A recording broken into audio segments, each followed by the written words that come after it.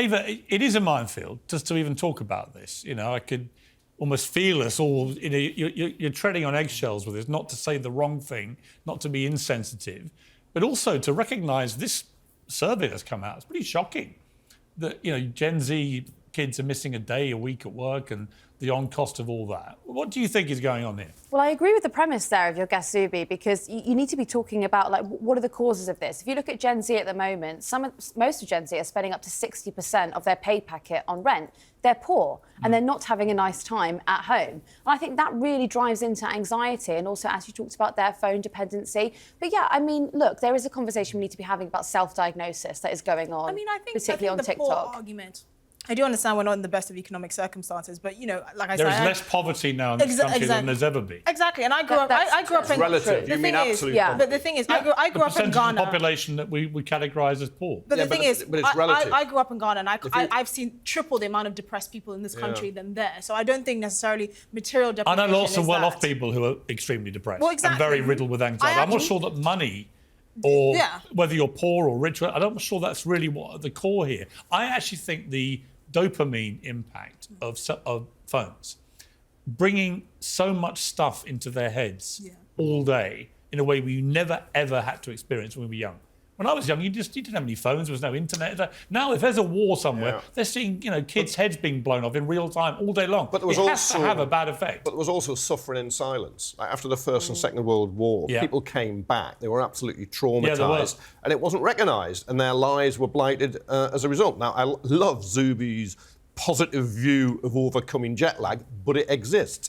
Mental illness exists, but you have a scale where there will be people clinically depressed, and you'll have other people who feel down for whatever reason. They're in a completely different category. And if we're medicating them, is there I think a danger that's a that big if you mistake. talk too much about these things, you encourage people, as with everything in life, if there's too much conversation, right, and it's pretty well been wall-to-wall 24/7 now for a few years, I see no evidence necessarily that it's working in reducing the number of people saying they're feeling bad. That's right. It's the reverse of not talking about it and denying it, and then people hurt, in real pain. The problem is you can talk yourself into it. There's no question. I've known people who've done we've that. medicalised real life. That's the problem. Someone who has lost a spouse, for instance, of course will feel sad and depressed, but to say that they have depression and has to take a pill, that's a problem because you're not treating it the way that it should be treated. Real life happens, sad things happen, and we have to have a way to deal with it. Young people also lack purpose, right? If they're seeing all these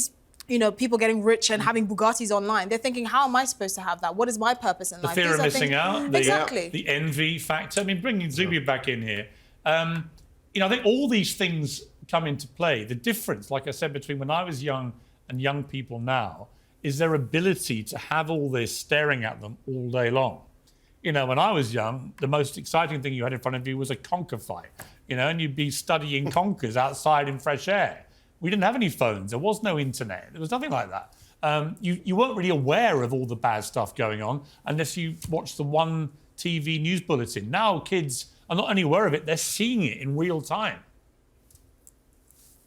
Yeah, there are a lot of different factors. Social media and smartphones absolutely play some role in here. I'd say another thing that has massively changed over the decades as well is just the situations that people are growing up in, their environment, how many different communities that they're plugged into, and how strong are those communities. We know that there's an epidemic of loneliness that we talk about. We talk about the epidemic of suicide, particularly male suicide. We're talking about all of this mental health things, and it's like all of the things that help to keep individuals and societies sane and stable, from family to faith to community to the sense of meaning and purpose that someone else brought up earlier.